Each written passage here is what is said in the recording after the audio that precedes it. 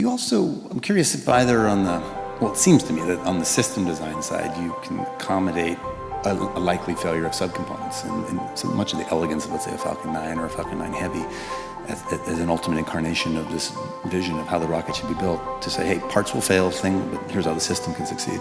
And I'm curious if there's any other thoughts along that, how to accommodate anticipated failure, and then also maybe like in managerially, is there ways that you motivate the team either in advance of failure to coach them on, hey, this is going to happen, or in the aftermath of failure to get them fired up to solve it and move forward when it might be dark times? And like, for example, notions like failure to launch, exploding on the pad, there's all these, it's a very visual, it's public spectacle when you have a setback in the rocket industry. I'm curious how you manage around failure.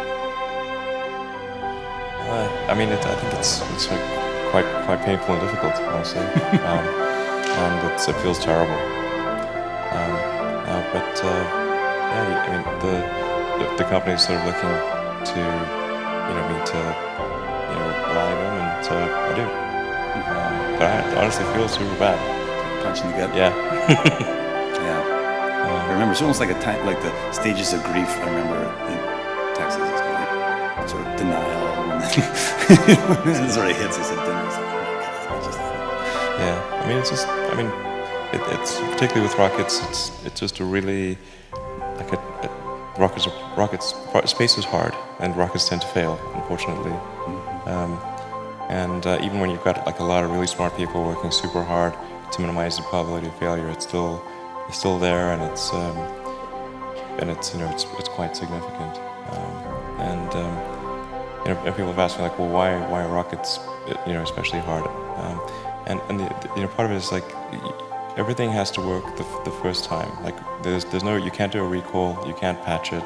It's like 9 minutes to orbit or it's over. And then you can never test the rocket completely in the environment that it's actually going to experience. Mm-hmm. So you can't fully recreate something that's moving super fast in a vacuum on the surface of Earth. Like you can only really recreate that in space. Is that a limit of the simulation tools?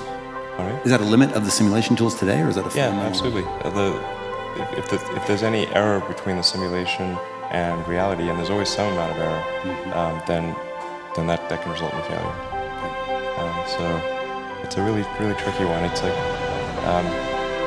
in a software analogy, it would be like if you had to write a whole bunch of software modules and you can never run them together, and you can run them on the target computer. Like when you're testing them, you have to test them individually and not in the actual computer that they're going to run on. Then you put all the modules together, run it for the first time in a completely different or very different computer, and it has to run with no bugs. That is difficult. Yeah. The software analogies to rocket design are deep. Modular reuse. There's many of these. Like for those who aren't familiar, it's not like this is an aerospace engineer by traditional training coming, but is in fact radically changing the industry. I think applying a CS perspective to industry after industry, I'm like, how would a computer scientist or a physicist approach the problem? Which oftentimes the solution very unlike the industry incumbents. There's a certain elegance to it, at least from the outside observer like myself.